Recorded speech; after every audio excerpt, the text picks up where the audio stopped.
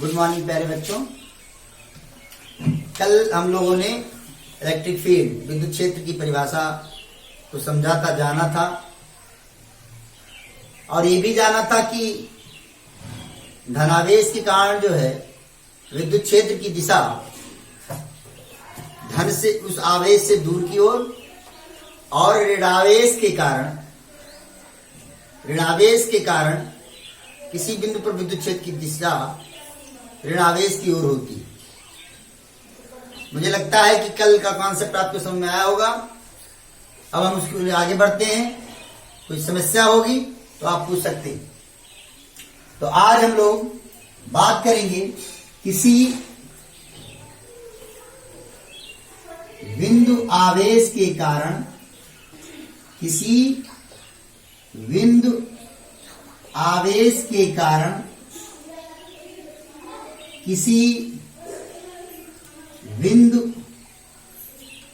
पर विद्युत क्षेत्र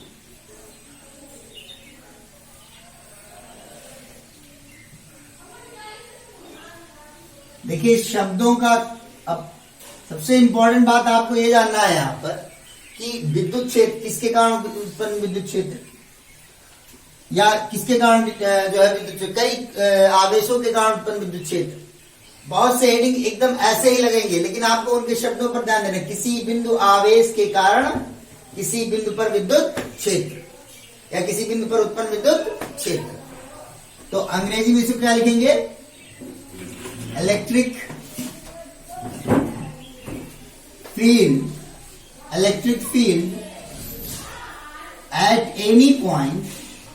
at any point due to a point charge.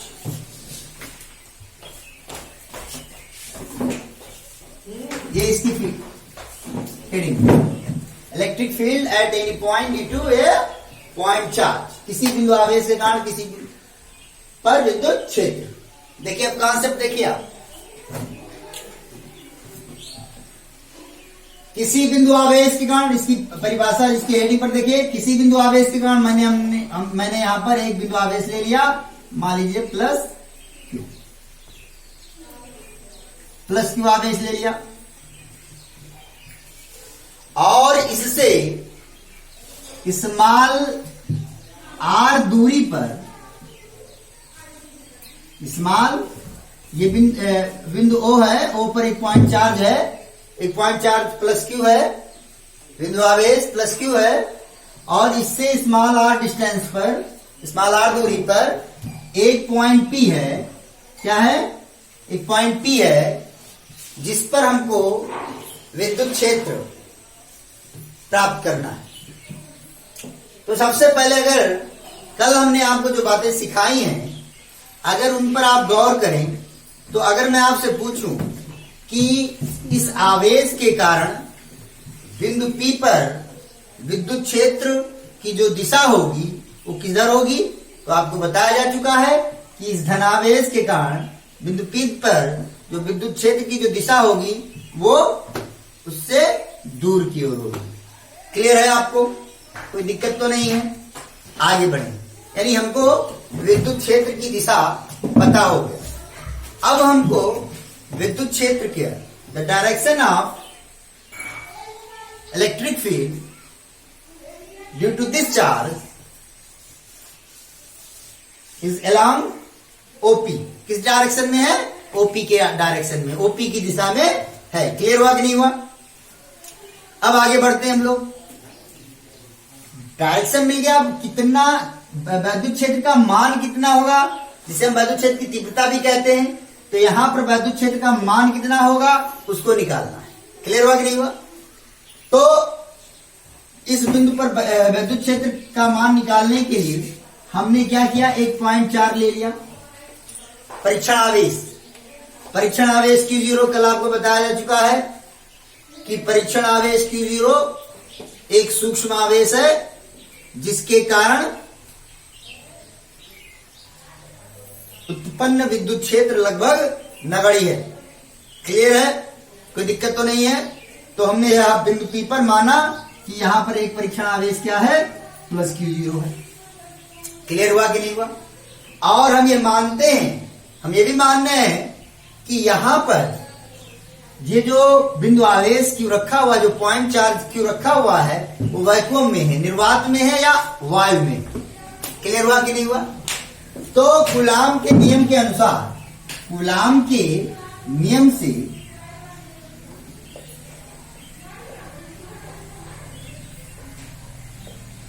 Q के कारण परीक्षण आवेश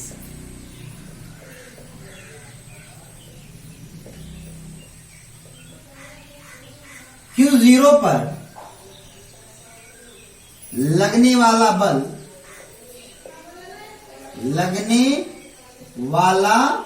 बल F is equal to 1/4πε0 into Q0/R²। Clear हुआ कि नहीं हुआ? 1/4πε0 Q0/R²। Q1 की जगह पर Q हो गया, Q2 की जगह पर Q0 हो गया और अपान R²। मुझे लगता है क्लियर हो गया, कोई दिक्कत नहीं होगी। ये माना जा रहा है कि ये जो बिंदु आवेश है वो किसी निर्वात या वायु में स्थित है। अब हमको क्या निकालना है? विद्युत क्षेत्र निकालना है। विद्युत क्षेत्र की परिभाषा क्या बताई गई है? एकांक आवेश पर, धनावेश पर लगने वाले बल को विद्युत क्षेत्र कहते हैं। परिभाषा में क्या बताया गया है? E बराबर F/Q0। क्या बताया गया है? E बराबर F/Q0। क्लियर है? इसलिए E बराबर क्या हो जाएगा? F की वैल्यू कितनी हो गई? 1/4πε0 Q0 अपान R² अपान, F की वैल्यू रख दी हमने यहां पर, और बटे क्या कर दिया हमने? Q0 कर दिया। Q0 से Q0 कट गया, तो Q0 से Q0 कट गया, तो यहां से क्या मिला? E is equal to 1/4πε0 is equal to 1/4πε0 into Q/R²। Clear हुआ कि नहीं हुआ? Q/R²। यानी यदि कोई आवेश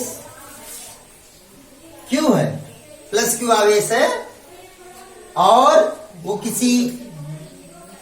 वो निर्वात या वायु में स्थित है, तो उससे स्मॉल r दूरी पर स्थित किसी बिंदु P पर जो विद्युत क्षेत्र की जो तीव्रता होगी या विद्युत क्षेत्र का जो मान होगा, वो क्या होगा? E बराबर 1/4πε0 Q/R²। यहां पर लिख दूं मैं कि बिंदु P पर विद्युत क्षेत्र की तीव्रता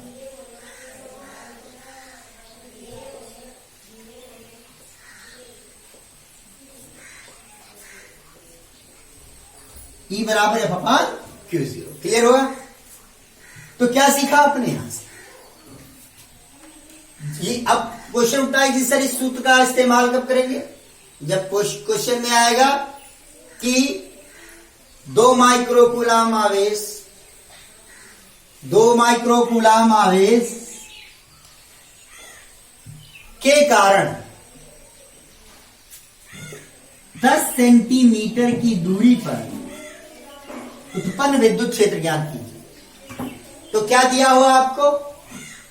Q दिया हुआ है, आपको R दिया हुआ है, तो इस बिंदु आवेश के कारण विद्युत क्षेत्र के E बराबर 1/4πε0 Q/R² का सूत्र लगा देंगे और आपको उत्तर मिल जाएगा। अब इसके आगे बढ़ते हैं। आप यहां पर देखिए, इससे क्या पता चलता है? इससे यह पता चलता है कि E अनुक्रमानुपाती है किसके? Q के, और E अनुक्रमानुपाती है 1/R² के। या ई व्युत्क्रमानुपाती है आर स्क्वायर। अर्थात यदि बिंदु आवेश का मान अधिक होगा तो किसी बिंदु पर विद्युत क्षेत्र का मान अधिक होगा, तुलनात्मक होगी। जैसे जैसे दूरी क्या होगी, बढ़ती जाएगी, जैसे जैसे दूरी क्या होगी, बढ़ती जाएगी, वैसे वैसे विद्युत क्षेत्र का मान कम होता जाएगा। क्लियर हो गया नहीं हो गया? क्लियर हो गया कि नहीं हो गया? यानी ई अनुक्रमानुपाती क्यू के, अर्थात आवेश बढ़ेगा तो विद्युत क्षेत्र बढ़ेगा, अगर दूरी बढ़ेगी तो विद्युत क्षेत्र कम होगा। क्लियर हुआ? ई बराबर 1/4πε0 Q अपान आर स्क्वायर। ये सूत्र कब लगाएंगे? जब निर्वात या वायु में कोई आवेश Q है, उससे स्मॉल r दूरी पर किसी बिंदु P पर विद्युत क्षेत्र की तीव्रता ज्ञात करनी। अब यदि इस आवेश को ये जो आवेश है वो किसी माध्यम में रखा हुआ है और उसी माध्यम में बिंदु P भी स्थित है। ध्यान से मेरी बात को सुनिए, मेरी बात को ध्यान सुनिए। आवेश किसी माध्यम में स्थित है और वो बिंदु P भी उसी माध्यम में स्थित है जहां पर हमको विद्युत क्षेत्र की तीव्रता निकालनी है या विद्युत क्षेत्र का मान निकालना है। तो यदि उस माध्यम का परावैद्युतांक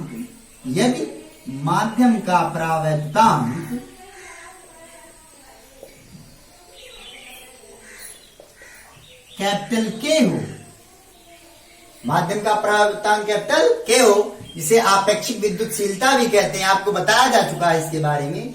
तो विद्युत क्षेत्र का मान E बराबर 1/4πε0 K Q upon r square हो जाएगा। क्लियर हुआ कि नहीं हुआ? ये बात क्लियर हुई कि नहीं हुई? E बराबर 1/4πε0 K Q upon r square हो जाएगा। क्लियर हुआ कि नहीं हुआ? बात सुना है कि नहीं है? कोई दिक्कत तो नहीं है? सुना रहा है अंशु? शायद तो नहीं आ रहा। क्लियर हो गया कि नहीं हो गया? आगे बढ़े हम लोग, कोई दिक्कत नहीं? चलिए, अब जैसे कल उस दिन हमने आपको सिखाया था, समझाया था कि ये बात सुना आ गई, मुझे लगता है कोई दिक्कत तो नहीं होगी, कोई दिक्कत तो नहीं होगी। अब उस दिन हमने आपको समझाया था कि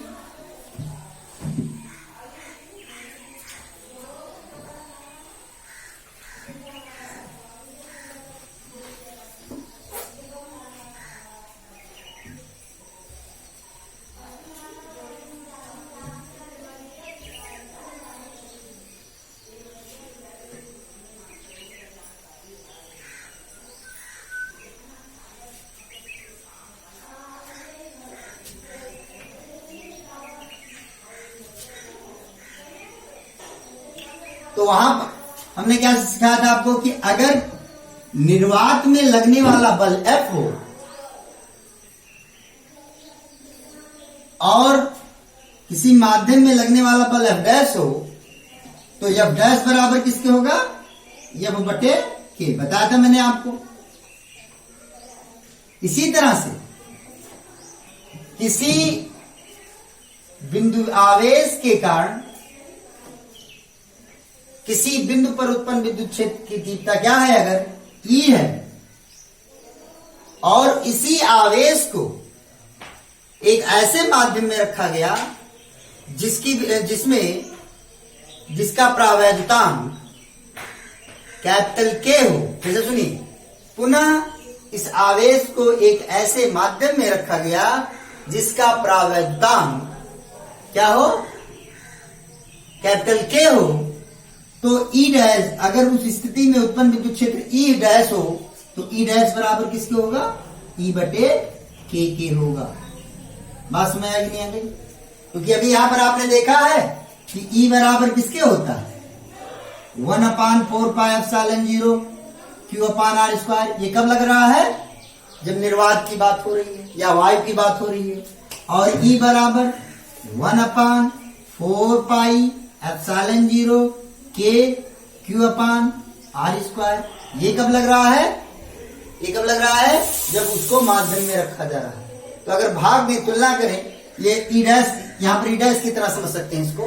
तो ये इस सूत्र में नहीं लिखेंगे, सूत्र मतलब तुलना करने के लिए बता रहे हैं कि अगर इसी आवेश को क्या किया जा रहा है, क्या किया जा रहा है, माध्यम, ऐसे माध्यम में रखा जा रहा है इसका परावर्तनांक कैपिटल के। तो यहां से ई डैश बटे ई डैश बराबर किससे हो जाएगा? ई बटे के, क्योंकि बटे में काटेंगे तो 1/4πε0 कट जाएगा, क्यू से क्यू कट जाएगा, आर स्क्वायर से आर स्क्वायर कट जाएगा, 1/k। तो बात समझ में आ गई? तो कॉन्सेप्ट क्लियर हुआ? तो इससे आपको ये समझ में आ गया होगा कि निर्वात में कौन सा सूत्र लगाना है विद्युत क्षेत्र के लिए? ये लगाना है। किसी माध्यम में विद्युत क्षेत्र का मान निकालना है विद्युत आवेश के कारण, तो कौन सा सूत्र लगाना है? ये वाला। अगर एक ही सवाल में एक ही आवेश के लिए तुलनात्मक रूप से पूछता है तो आप ये वाला सूत्र लगाओगे, ई डैश बराबर ई बटे के। लेकिन ध्यान दें, ई डैश जो मैंने यहाँ पर लिखा है वो ई डैश तुलना करने के लिए लिखा है। अगर सीधे आता है, वो ध्यान सुनिए, कंफ्यूजन नहीं होना चाहिए।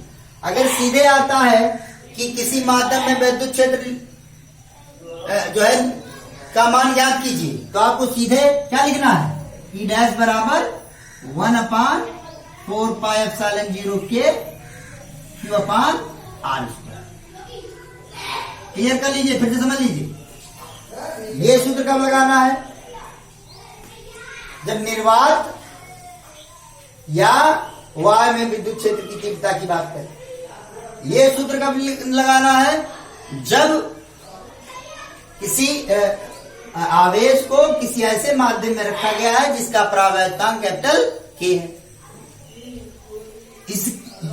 इसका इस्तेमाल कब करना है? जब कहे कि पहले वही आवेश निर्वात में रखा गया हो और फिर वही आवेश किसमें रखा गया हो? किसमें रखा गया हो? माध्यम में रखा गया हो, और दोनों की तुलना करनी हो तो आप पहले को ई मानोगे तो दूसरे को ई डैश मानोगे, तो मानोगे, और फिर उन दोनों का अनुपात लोगे तो ई डैश बराबर ई बटे। सूत्र याद रखना है, इसकी जरूरत नहीं है। तुलना करिए आप। क्लियर हो गया कि नहीं हो गया? आप कॉन्सेप्ट क्लियर हुआ कि नहीं हुआ? मुझे लगता है क्लियर हो गया होगा। आगे बढ़े हम लोग। चलिए अब आगे बढ़ते हैं हम लोग और बात करते हैं।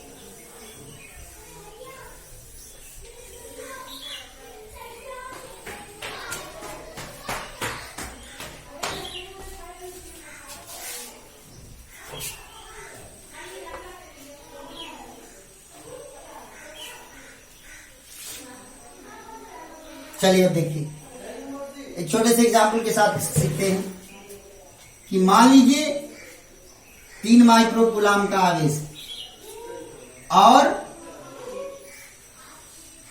r दूरी पर स्थित है,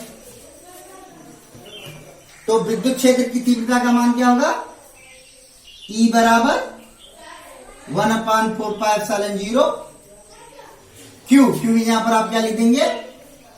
3 × 10⁻⁶ अपान आर स्क्वायर। आर का जो मान दिया जाएगा वो लिख देंगे। अब दोबारा यही सवाल आ गया, अलग से आ गया, ये अलग सवाल हो गया, दूसरा सवाल हो गया कि 3 माइक्रो कूलाम 3 माइक्रो कूलाम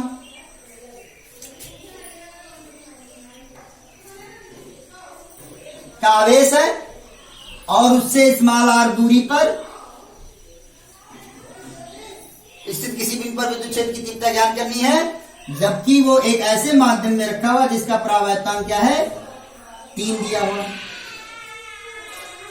तो E बराबर क्या लिखोगे, 1/4πε0 के।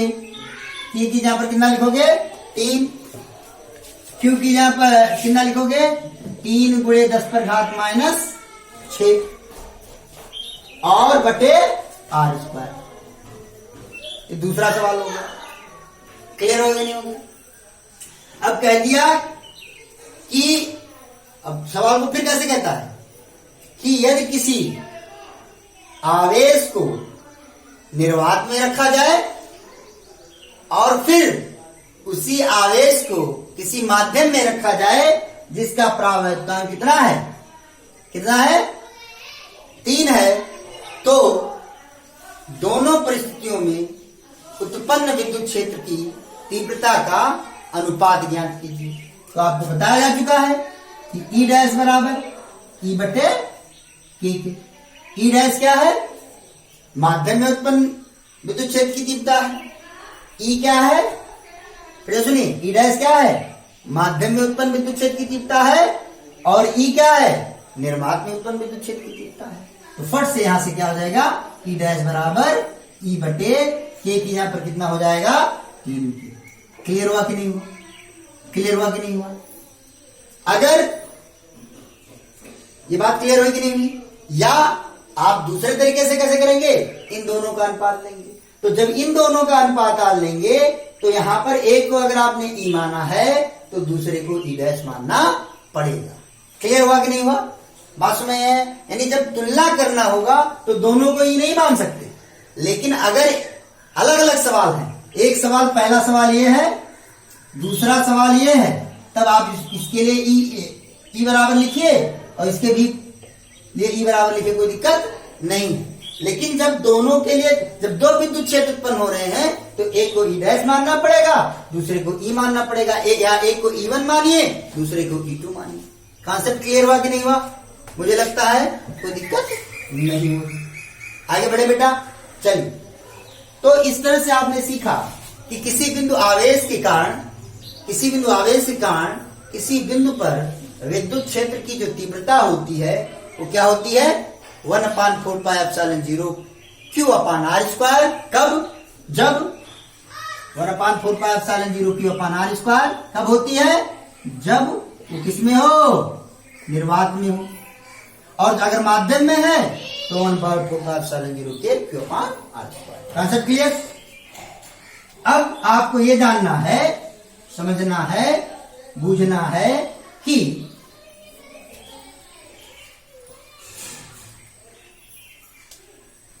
जिस तरह से वहां पर हमने बलों के अध्यारोपण, सुपरपोजिशन जो है बलों के अध्यारोपण का सिद्धांत बताया था, वैसे ही यहां पर जो सिद्धांत मैंने बलों के लिए बताया था वैसा ही सिद्धांत यहां पर विद्युत क्षेत्र के लिए भी है। उसको समझने से पहले थोड़ा सा और हम बातें जान लेते हैं। अगर हम आपसे पूछें, अभी हमने कहा कि यहां पर +Q आवेश है और इससे स्मॉल r दूरी पर बिंदु P है, स्मॉल r दूरी पर एक बिंदु P है और उस पर विद्युत क्षेत्र की तीव्रता कितनी होगी, तो वो आपने क्या बताया, 1/4πε0, क्या सीखा, 1/4πε0 Q/r²। क्लियर हुआ कि नहीं हुआ? दिशा क्या होगी, O से P की ओर, यानी इस तरफ होगी, दूर की ओर, यानी दिशा E का जो दिशा होगी वो इसकी ओर होगी। लेकिन इतनी ही दूरी अगर यहीं पर आवेश -Q है, सीखते चलिए, सारी बातों को जानते चलिए, और स्मॉल दूरी पर कोई बिंदु क्या है, P है, तो जो विद्युत क्षेत्र की जो दिशा होगी, आपको बताया जा चुका है कि ऋणावेश के कारण जो विद्युत क्षेत्र की दिशा होगी वो इधर की ओर होगी, अर्थात ये इधर की ओर होगी। कॉन्सेप्ट क्लियर हुआ कि नहीं हुआ? समझ आ रहा नहीं आ रहा? ये बहुत ही इंपॉर्टेंट बात है। लेकिन अब आपसे कोई पूछता है कि विद्युत क्षेत्र का मान कितना होगा इस बिंदु पर, तो आप लिखेंगे 1/4πε0 Q/r²। यानी विद्युत क्षेत्र के मान में कोई परिवर्तन नहीं हो रहा है, क्योंकि आवेश समान है, परिमाण में समान है, भले ही एक पॉजिटिव है दूसरा निगेटिव है। क्लियर हो रहा, नहीं हो रहा? दूरी भी उतनी ही है जहां जितनी यहां पर है, बस फर्क अंतर केवल इतना है, यहाँ पर धन चार्ज है, यहाँ पर ऋण चार्ज है। और इस धन आवेश पॉजिटिव चार्ज और नेगेटिव चार्ज के कारण the direction of electric field changes. विद्युत क्षेत्र की दिशा क्या हो रही है, बदल जा रही है। पॉजिटिव चार्ज के कारण विद्युत क्षेत्र की दिशा इधर और नेगेटिव चार्ज के कारण विद्युत क्षेत्र की दिशा इधर हो जाएगी। क्लियर हुआ कि नहीं हुआ? बात समझ आ कि नहीं आ गया? तो ये आपके कॉन्सेप्ट मुझे लगता है अब क्लियर हो गया होगा। यदि यही बात इसमें हो, किसी माध्यम में हो, तो यहाँ पर क्या लग जाएगा, के लग जाएगा। क्लियर हुआ कि नहीं हुआ? बात समझ आएगी कि नहीं आएगी? कोई दिक्कत तो नहीं है? तो जिस तरह से अब उस टॉपिक को हम समझाएंगे नहीं, आप समझ सकते हैं कि मान लीजिए कोई बिंदु आवेश Q है और कोई बिंदु आवेश Q है, या ऐसे समझिए कि एक बिंदु आवेश Q1 है, दूसरा बिंदु आवेश Q2 है, तीसरा बिंदु आवेश Q3 है, और इन तीनों के कारण बिंदु P पर आपको विद्युत क्षेत्र प्राप्त करना। क्लियर हो रहा, नहीं हो रहा? तो Q1 के कारण बिंदु P पर जो विद्युत क्षेत्र होगा वो किधर होगा, इधर की ओर, धन से दूर की ओर। क्लियर हुआ कि नहीं हुआ? Q2 के कारण जो विद्युत क्षेत्र बिंदु P पर होगा वो किधर होगा, इधर की ओर। ये वेक्टर E1 है, ये वेक्टर E2 है। सेम जैसे ही आपने किसमें देखा था, विद्युत बल वाले स्थिति में देखा था। Q3 के कारण बिंदु P पर जो विद्युत क्षेत्र की जो दिशा होगी वो इधर होगी। क्लियर हुआ कि नहीं हुआ? क्लियर हुआ कि नहीं हुआ? बात समझ नहीं हुआ? मान लीजिए सपोज कीजिए कि यहां पर प्लस Q1 है, यहां पर माइनस Q2 हो जाता। अगर यहां पर माइनस Q2 हो जाता तो जो विद्युत क्षेत्र की जो दिशा बिंदु P पर E2 की इधर है, वही दिशा किधर हो जाती, इधर हो जाती। क्लियर हुआ कि नहीं हुआ? ये ऋण चार्ज है। आगे बढ़े हम लोग, तो ऐसा तो नहीं है, इसलिए ये बात हो गई। अब अगर ये बिंदु A है, ये बिंदु B है, ये बिंदु C है, तो Q1 के कारण अगर बिंदु P पर परिणामी विद्युत क्षेत्र की तीव्रता अगर आपको निकालनी हो, तो वेक्टर E बराबर किसके होगा, vector E1 plus vector E2 plus vector E3। Clear हुआ कि नहीं हुआ?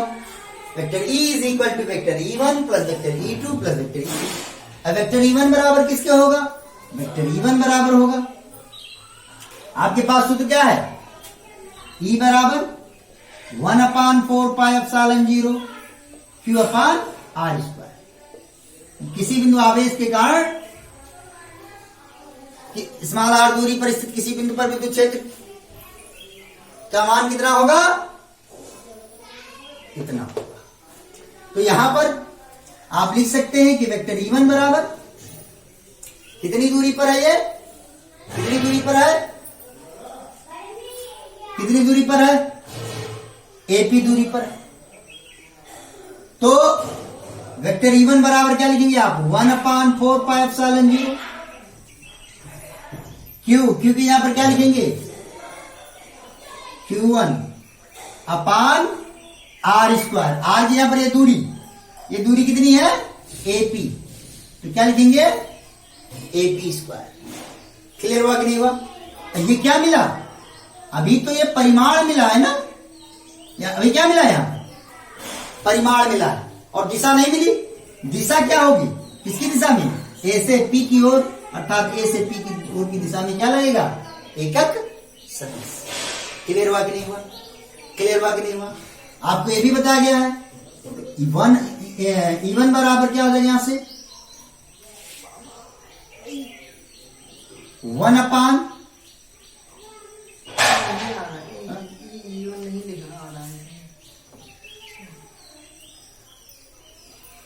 फिर से देखिए यहां से, ये भी नहीं आ रहा। E1 बराबर 1/4πε0 Q1 अपान AP square into AP cap. यहां से वेक्टर E1 बराबर हो जाएगा 1/4πε0 Q1 अपान AP square into AP cap को क्या लिख सकते हो आप? वेक्टर AP अपान मॉड AP बताया जा चुका है। और इस मॉड AP को क्या लिख सकते हो आप? इस मॉड AP को आप केवल AP भी लिख सकते हो। क्लियर हुआ कि नहीं हुआ? तो यहां से इसलिए E1 बराबर क्या हो जाएगा? 1/4πε0 Q1 अपान AP स्क्वायर क्या हो जाएगा? यहां पर AP क्यूब हो जाएगा और गुणे कितना हो जाएगा? Vector AP। इसी प्रकार से अगर हम E2 को लिखना चाहें, किसको लिखना चाहें? E2 को लिखना चाहें तो E2 यहां पर ये मानते हुए कि यहां पर कौन चार्ज है? धन चार्ज है, प्लस K2 है, तो विद्युत क्षेत्र की दिशा किधर होगी? इधर की ओर, और B से P की ओर, और दूरी कितनी है? Q2 से बिंदु P की दूरी कितनी है? VP है कि नहीं है? तो यहां से क्या हो जाएगा? 1/4πε0 Q2 अपान AP था, Q1 की यहां पर क्या हो गया? Q2 हो गया, और AP क्यूब की यहां पर क्या हो जाएगा? BP क्यूब हो जाएगा, और इंटू वेक्टर AP की यहां पर क्या हो जाएगा? वेक्टर VP हो जाएगा। क्लियर हुआ कि नहीं हुआ? अब E3 की बात करते हैं तो E3 बराबर होगा 1/4πε0 Q2 अब की बार क्या हो जाएगा? Q3 हो जाएगा। किस दिशा में कितनी दूरी है? CP दूरी है, तो यहां पर क्या हो जाएगा? CP cube. और किस दिशा में विद्युत क्षेत्र है? C से E की ओर, तो यहां पर हो जाएगा वेक्टर CP हो जाएगा। अब आप यहां से E1 और E2 और E3 का मान उठा करके इसमें रख देंगे तो आपको जो है परिणामी विद्युत क्षेत्र बिंदु P पर परिणामी विद्युत क्षेत्र आपको मिल जाएगा। बिंदु P पर परिणामी विद्युत क्षेत्र आप क्या कर सकते हैं? प्राप्त कर सकते हैं।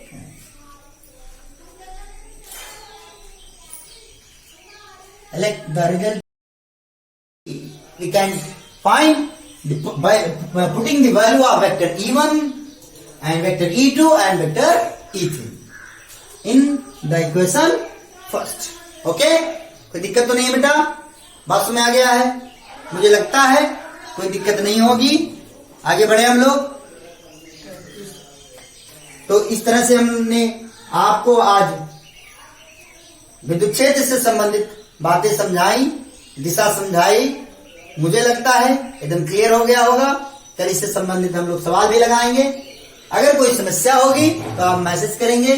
बहुत धीमे आपको समझाया जा रहा है, एक ही बात दो तीन बार बताई जा रही है, ताकि आपके मन में किसी प्रकार की कोई समस्या ना हो। यदि किसी भी प्रकार की कोई समस्या हो तो मेरे पास निसंकोच मैसेज करें, मैं उसमें सुधार करूंगा, आपको बेहतर बताने की कोशिश करूंगा। कोई दिक्कत तो नहीं है? धन्यवाद।